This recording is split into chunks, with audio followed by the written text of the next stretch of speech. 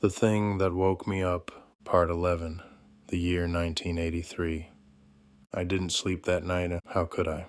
The photograph sat on my nightstand the entire time. I never looked away from it for more than a few seconds. Every time I did, I expected it to change. Expected the hallway to be different. Expected the figure behind me to move. Expected those hollow eyes to suddenly be looking directly into the camera. The worst part was the date. Tomorrow, not next week, not someday, tomorrow. The sun eventually rose. Morning came. Life moved on. Dad made coffee. The television played in the living room. Cars drove past the house. Everything looked normal, but none of it felt real anymore. Because Granddad's words kept replaying in my head. It isn't hunting our family. It is our family. The sentence made no sense.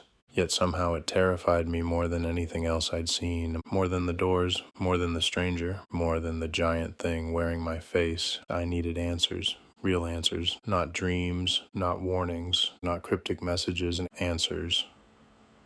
That afternoon, I drove to my grandmother's house. The old place hadn't changed much. The same porch swing and the same flower beds, the same giant oak tree in the yard. For a moment, I almost convinced myself none of this had happened. Then I remembered the photograph, the date, tomorrow, and the feeling disappeared. Grandma answered the door with a smile.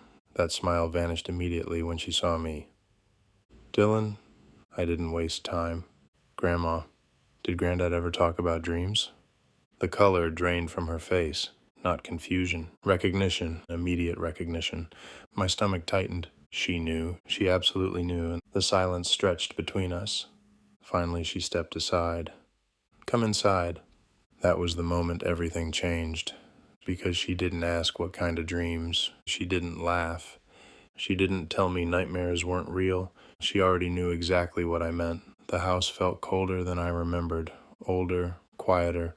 Grandma led me to the back room, a room I hadn't entered since I was a child. The room still belonged to Granddad. His tools remained on the shelves.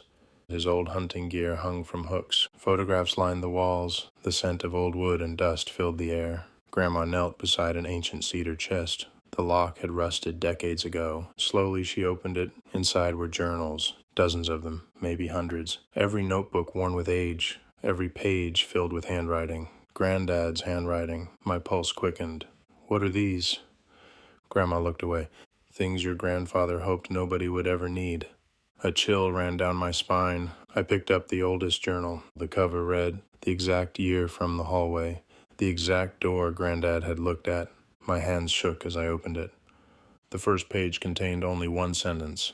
If you're reading this, it found you too. I nearly dropped the book. The next several pages described dreams. Not similar dreams, the same dreams. The woods, the figure, the clock. 3:17. Every detail, every encounter, everything.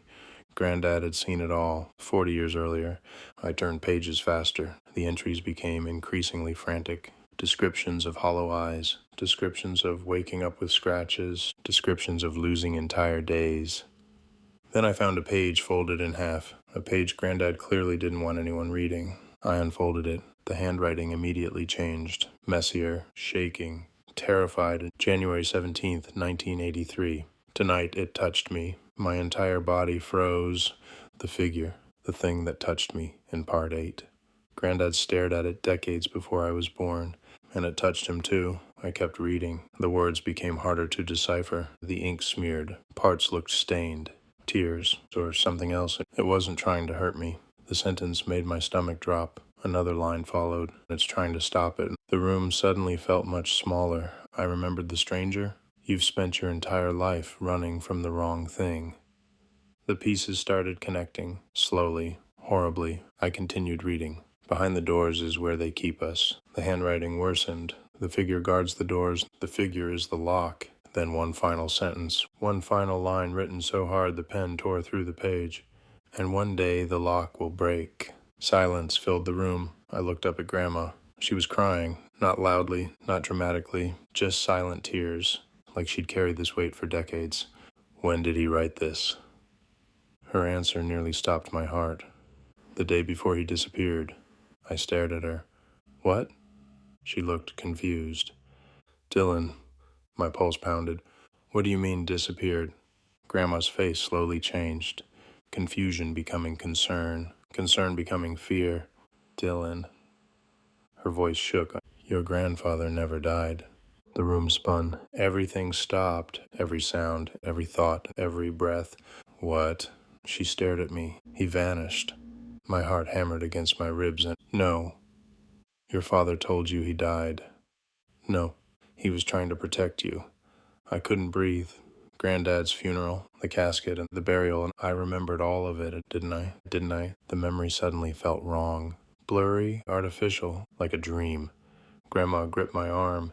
He disappeared 3 days after writing those journals. The room darkened, only slightly, just enough for me to notice. A familiar feeling crawled down my spine. No, not here, not now. The shadows stretched across the walls. The lights flickered. Grandma's eyes widened. She noticed it too.